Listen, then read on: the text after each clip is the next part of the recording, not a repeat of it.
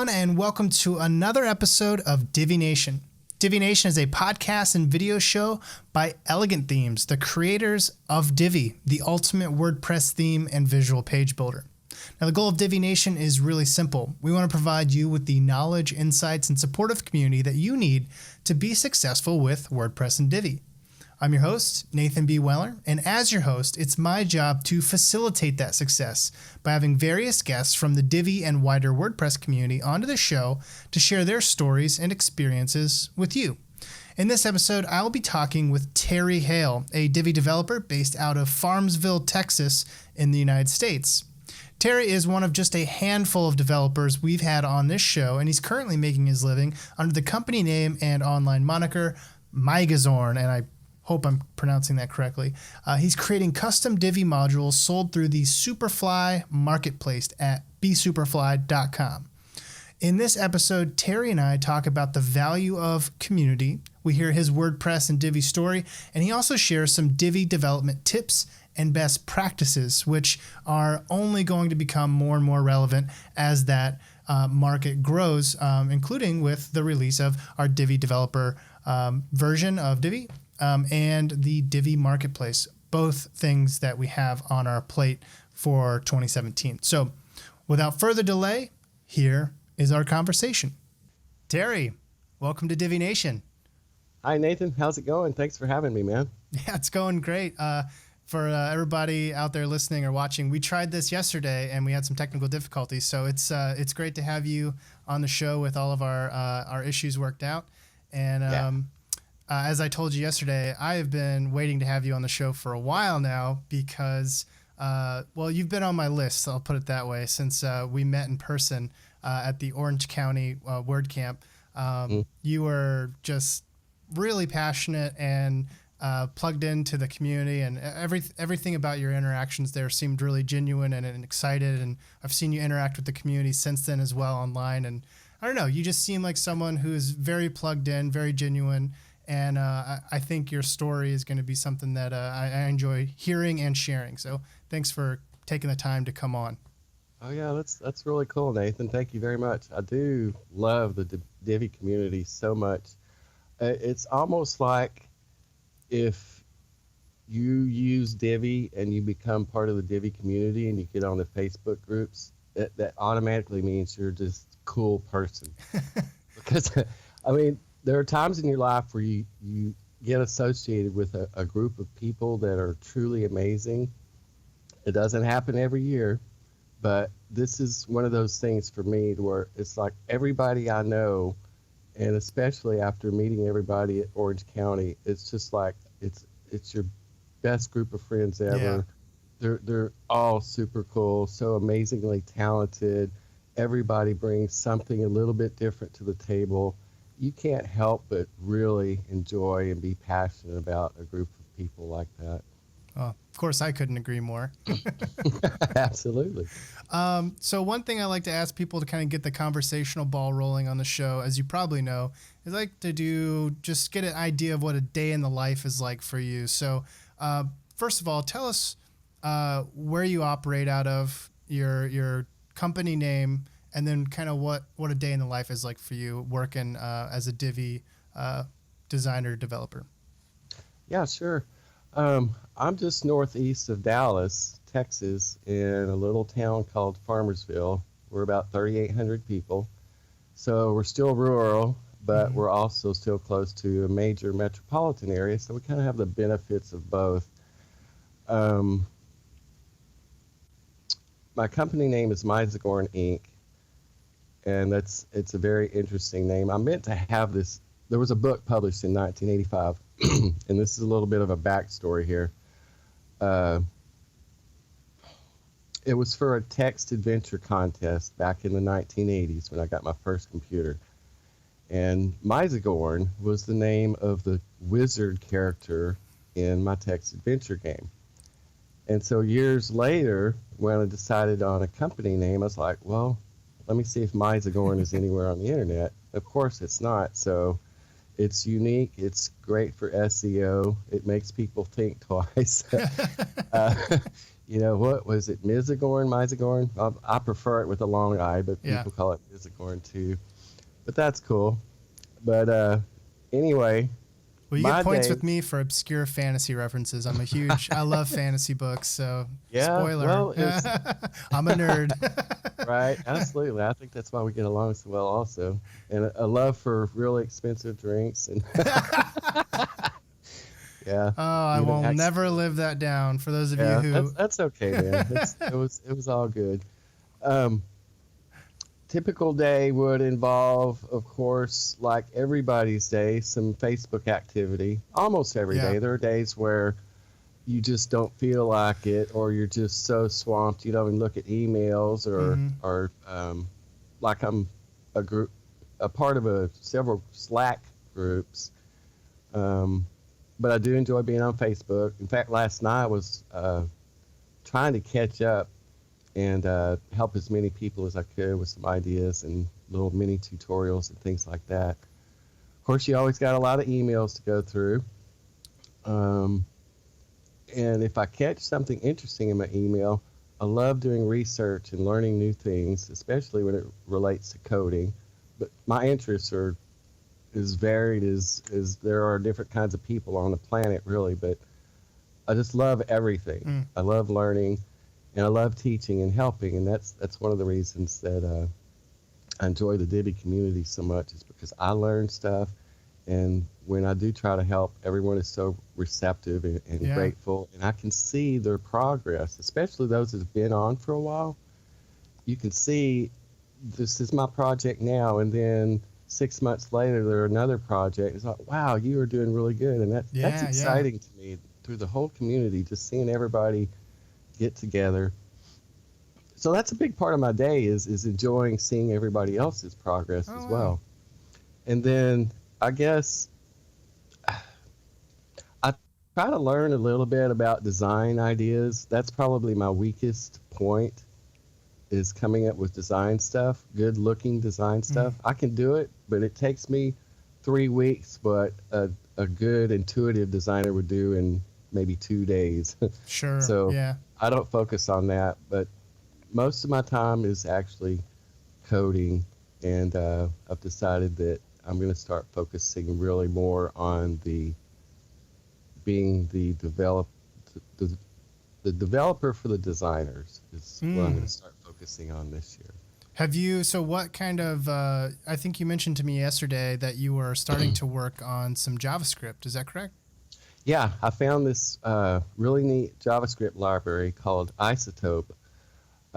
It works kind of like the filterable portfolio module in Divi works.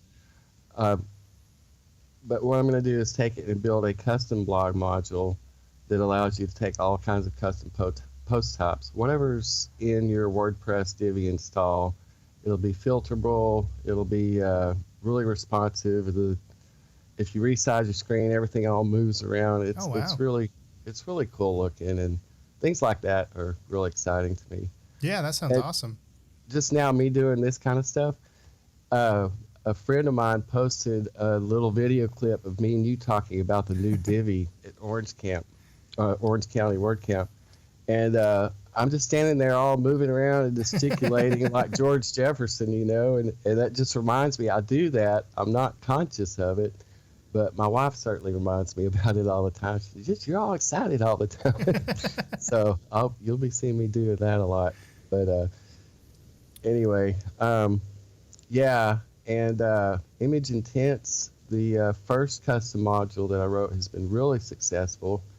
And maybe later we can talk about how I feel about passive income. Yeah, we'll definitely jump into that.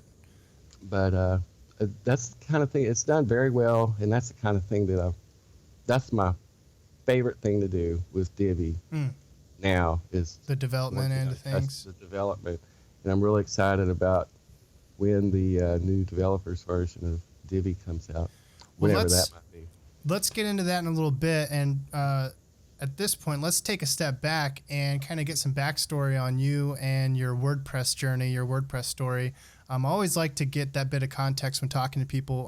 When exactly did you get into WordPress? Like, kind of what got you into it, and how did that sort of come lead up to what you're doing now? Okay. I could just start with WordPress, or I could spend maybe 3 or 4 sentences going back a little earlier. Sure. If that's okay. Accessing ancient archives. Yeah, a scruffily bearded android with a Texas accent. How's that for you? Getting back to that text adventure game that I was telling you about, that was in 1984. My dad brought home a Model 3 from Radio Shack, so I taught myself basic and assembly language on that. And then I've just had several different jobs in the oil and gas industry and retail and distribution. My first summer job when I was 15 was in accounts receivable at an oil company. In college, I studied more assembly language, Fortran. I worked for a year at Radio Shack, 3 years at a craft store, did 10-key data entry on the side, did a little 3-month stint working for Boeing, manufacturing some cards for their airplanes. Then I worked for 3 years in the insurance industry, which is really where I got my start as a professional programmer. That was using Clipper, which is a D-based language, really old. And then we moved into Power Builder, which is kind of like Visual Basic, I guess you could say. Then I did some payroll stuff with Power Builder. Then 5 years at a telecom company. After that, it was 3 years working from home, which is where I learned how much fun it is working from home, building websites for network marketing companies. And then, so what was that? You said working for building websites for network marketing companies. What exactly were they doing, and what did you have to build for them? Well, back in that day, we were designing for 800 by 600 only. That's all we supported. Well, that was the maximum resolution at the time, but we didn't support 640 by 480 or anything like that. But we were using ASP and .NET Microsoft tools to build online offices and lead management systems for people in the marketing industry, like Amway or Avon, all those ones that you've heard about. We had clients, hundreds of network marketing companies, and that was a lot of fun. I had this big, half a room office, bookcases, everything else. It was just a sweet setup. Working from home is great because you get to be with your kids, and especially if you really get along with your wife like I do. She's my best friend. It's really cool. Some people wouldn't be able to work from home, but I do. But anyway, okay. Yeah, when did that lead into so that was kind of your development beginning for like websites. When did that lead into WordPress?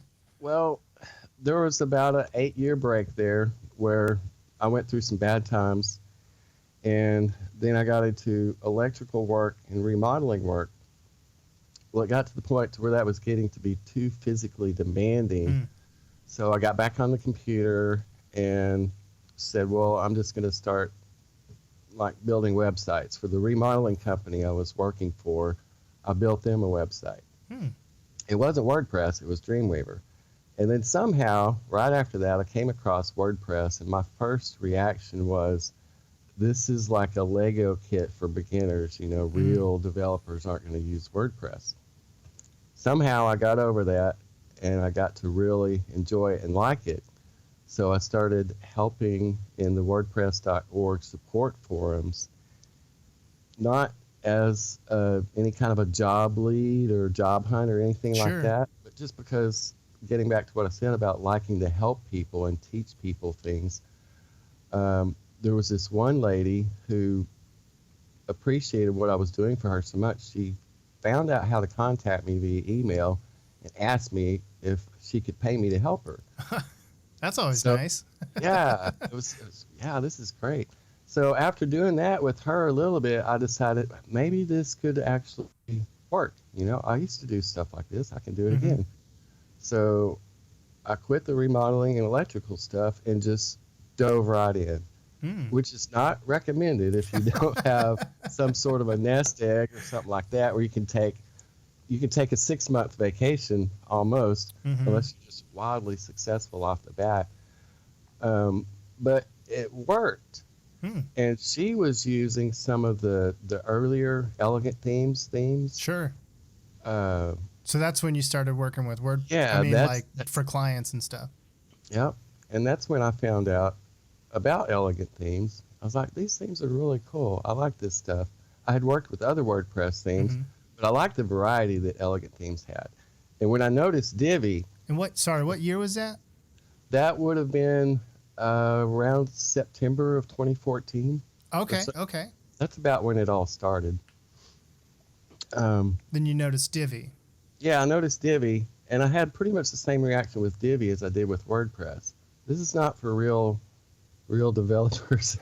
It's too easy. It's like going to the store and buying something off the shelf, and here you go. Well, of course, I've wised up, just like I did with WordPress, and realized that it's super powerful, and you can do anything you want with it. And especially after diving into how the modules work and building custom modules, I just, the more I'm into Divi, the more I appreciate the way it's built and the potential it has for doing pretty much anything you want to do with it. So as far as being involved in the Divi community, while I was in the remodeling stuff, I came across this aviary.com site. They were a suite of online graphic and image processing, creation tools, and music. And so I became involved in their forums as a forum moderator, and that was about 3 years. So that gave me some pretty good experience on how to interact with people online. Okay. Kind of a moderator and admin. Yeah, yeah. You know?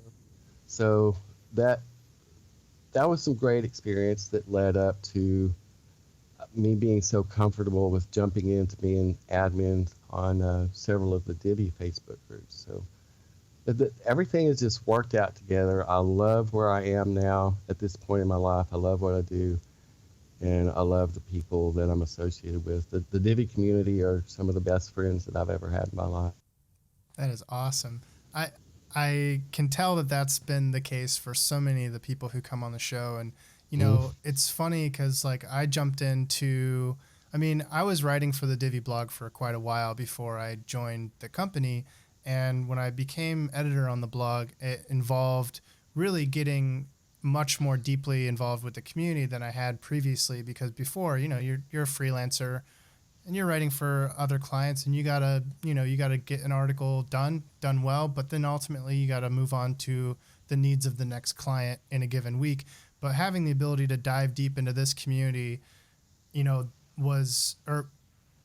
having that as a possibility or baked into the job was actually a huge part of why I wanted to work with Elegant Themes, because I noticed right off the bat, and even before I took the job, that this community there's something a little special about it. Like, people become actual friends and communicate on a much realer level than they do when they're just, like, you know, trying to get their next sale or whatever, you know, or just get their next tutorial promoted. So that's really cool. And it's, there you go. So I can see where you're coming from on that front. I mean, I think that's awesome. There are a couple of things that you've learned along the way, things that you feel like were highly impactful in putting you in the place where you're at right now. And one of those you said is focusing on passive income versus recurring income. Can you maybe talk to that a bit, specifically in how you're using Divi in your current business right now? Yeah, sure. What I wanted to say is that what I found, okay, you're building a website for a client. You spend anywhere from, I don't know, just a month to 6 months. I've worked on sites that have taken 6 months. You get that done, and that's it. You got paid for it. It's over. You'll never get paid for it again, right, unless you have a little bitty monthly maintenance contract or whatever. What I found with writing image intents is that I can do it one time and get paid consistently. Can you talk? I get paid one time. I do it one time, and then I get paid consistently month after month after month. And the cool thing about the Divi market is it's growing so much, you don't run out of market. Right. Market continues to grow, so you're still getting that passive income. Yeah. There's no your product does not get saturated in the market, in other words. So that's what I like about passive income. I can do what I really like to do and continue to make money on it, even though I don't keep working on it. Yeah. So that's the passive income. The recurring income would be even better because that's where you get into your subscriptions and things like that. The same person is paying you over and over again. Yeah. So that would be the ultimate as far as passive recurring income. Passive recurring income. Exactly. Yep. So what products have you created so far, and do you have anything that you want to share with us about stuff that you're excited about creating, particularly after the next Divi version comes out, the Divi developer version? Yeah. Image Intents. Apparently it's pretty popular. We've sold, I guess, close to 800 copies now in 7 months. And for those who don't know what that is, can you tell them what that it's does? It's kind of an add or an enhanced image module. It has hover effects. It's all CSS. You give different lines. You can put in a couple of title words and a few caption words. Specify background colors, and it's just when you hover over it, it's just these neat effects. No JavaScript or anything like that. The 2.0 version, which I'm hoping will come out this week, goes beyond that. It's kind of a hybrid combination of the image module, the text module, and the button module. Oh, wow. Where on your images, you can have call to action buttons. You can insert links on the text on your images. You have total font control over the header and the caption text. It's just a really, I think it's one of the best UI, UX custom modules out there. It's not the only really good one, but I think it's one of the best. And this is in the form of a plugin, of course. Yeah. Yep. And where is this available at? You can get it at bsuperfly.com. Okay. We have great support there, let me tell you. And it's Superfly. Superfly is just an amazing group of talented people. I'm so glad that I'm associated with them. Now, as far as the Divi developers version, I mentioned earlier that I'm working with another community member on a custom blog module. I'll probably wind up calling that one Blog Intents. Nice. But that's building a brand, maybe, exactly. A line. Yeah, there you go. I'm glad you got that. It makes it worthwhile. Maybe I'm making sense here. But it's going to have, you instead of the full width or the grid, you can have it make a carousel or like a masonry type of thing. And then, like I was saying, you can do all the different custom post types. You can add custom icons for each post type. Like when you hover over it, there's a little link or a little camcorder or whatever that shows you what kind of post type it actually is. Oh, nice. And that's about as far as I've gotten with it because I've only worked on it for a couple of days. But I'm really excited about that one too. Like I said, what Divi allows you to do, if you spend some time doing some research on how things work in the background, it's mostly hookable. But that's what I would like to see upcoming with the Divi's developer version, where every option in each of the modules, you can assign defaults without having to scrap what Divi did and write your own. And just to make every aspect of what's in Divi accessible from within a plugin. Right. A lot of it is already, but to have all of it be accessible from plugin would be just the bomb. Well, I know they've got a lot of awesome plans that everybody who's developing around Divi are going to love. So I can't wait till we can publish some of those sneak peeks for you guys who are kind of Right. chomping at the bit, I'm sure, to see what exactly you're going to be able to do.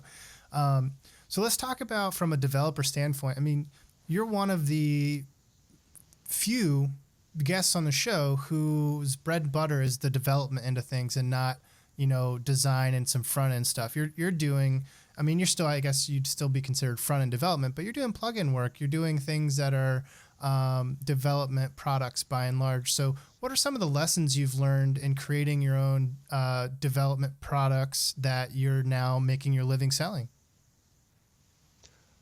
One lesson that I've learned, I guess the most important thing, well, there's two important things.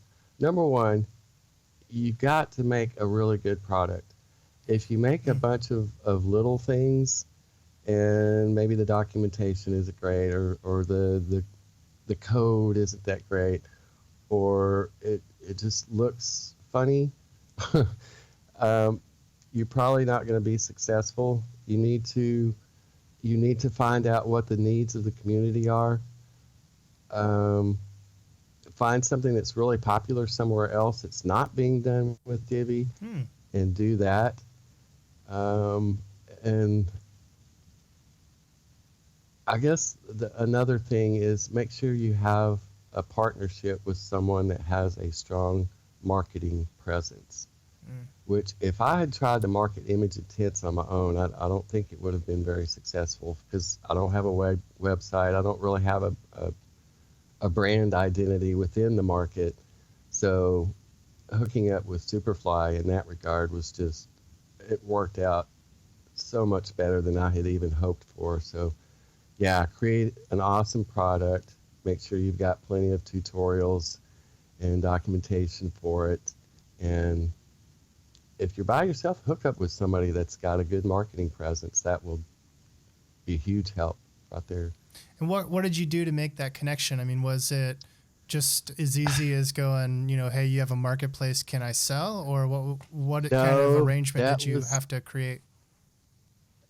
That just fell into my lap. Because of the Divi admin community that I'm a part of, Nathan Duvall approached me and said, can you make a plugin that does something like this? And I was like, I took a look at it. It's from a Tempetus, a co-drops kind of thing. And I said, yeah, sure, I'll take a look at it. And sure enough, it was something appealing. I liked the way that it looked. I felt like that it was something that I could incorporate pretty easily. So I took a look at the image module and yeah, I can do this. I can see where I can implement this. And then thanks to a couple of people that had just earlier written a couple of blogs about how to write custom modules, I was able to jump in like that. And it's just kind of afterwards, since Nathan already had kind of a association set up or, like a percentage, this is mine, that percentage is yours in a marketplace, just went with that. So no, it's not something that I deliberately sought out. It just, like I said, fell into my lap. But that was just lucky for me. It worked out because I was with the right people at the right time. But if you do have a product that you want, find somebody that you gel with, that you mesh with, that has a marketing presence, somebody you get along with, and don't be afraid to approach them because it's a win-win for both of you if you have a good product. What are some of the best practices you've developed for yourself as a Divi developer to kind of make sure that you're coming up with new stuff or, keeping up with your old products and really just making a go of it in general? I mean, we don't hear a lot from developers in this space, so I'm just really curious as to, what some of your tips are for people who are pursuing development themselves. keep your finger on the pulse of what the community is requesting. Sometimes you'll find certain topics that are just repeated over and over again. Mm-hmm. I sure would like it if Divi would do this. Yep. You'll see it over and over again. Target that. And then I actually keep little notepads, just basic Windows notepad of notes on different plugin ideas or coding ideas. And then when I get to a point where I'm ready to address those, I've got a list of things that I can try to incorporate into a new plugin or a module, whatever. And I don't have to try to backtrack and remember everything. I've got it right there. So 3 months from now, when I'm ready to do something else, I've already got suggestions for myself on what to do. Yeah. And make sure you respond to feedback to anything that you have built. Keep an eye on the Facebook groups. We have a fantastic support ticketing system at Superfly also, so that makes it really easy to keep track of what your customers are looking for and what issues they might have. And do you handle all the support for your own products, or is that part of actually, it's the pretty neat. marketplace? Unless it's a really sticky, deep, like I don't understand this code kind of thing, I've spent very little time supporting image intents. Superfly handles most of that. We have people that handle support tickets now. But that also gets back to making sure that you design your product well, you test it, and you document it well. That takes care of most of your support stuff right there. And how do you go about making your updates? I mean, do you keep an eye on it yourself, or do you wait until someone says, hey, there's an issue here? I mean, what things do you do to make sure that your Divi compatible products are always up to date? That does involve keeping an eye on take the image module, for instance. If something changes within the image module within Divi, and you need to have that same type of functionality within whatever custom module you have, whatever that's based on, then you want to try to incorporate that. There's only been one version of image intents released, so honestly, how to deal with the next version, that just gets back to keeping an eye on what people are looking for. Make a tally of the most common support requests, and then maybe come up with something cool that you like. When I was testing, I just ran across other ideas like, maybe I need to add this feature. And sure enough, all of it together will work to helping you develop a really cool next version. As far as releasing it, I think it's just going to be, Facebook announcements, and of course the email campaign announcements. Through your marketplace, Yeah, exactly. Well, let's kind of streamline some of this stuff that you've talked about here. We're getting close on time, so if you could, let's try to connect the dots on some of these recommendations you've made. And for anybody in the community who wants to pursue creating products and achieving that goal that you have of passive recurring income, what would you say is maybe 1 to 3 things that they should do to kind of get their self right, get their position themselves for success in that space? Yeah, if you're interested, excuse me, in developing some sort of passive income,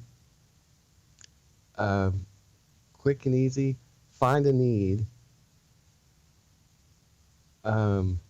Make sure that you understand what you're doing. Take the time to well, seriously, take the time to learn how whatever you're working with actually works. Dig deep into the code.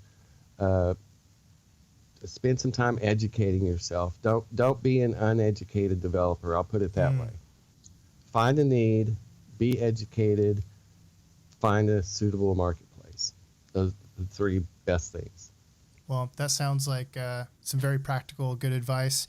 We're running on time, so Terry, thank you so much for coming on the show. I really appreciate it, and we'll have to have you back when we launch the developer version, especially the marketplace, and get your thoughts on how functioning in that environment is working out for you. Right on, man. That sounds fantastic. Looking forward to it. It's been an honor and a pleasure, Nathan. Thank you very much.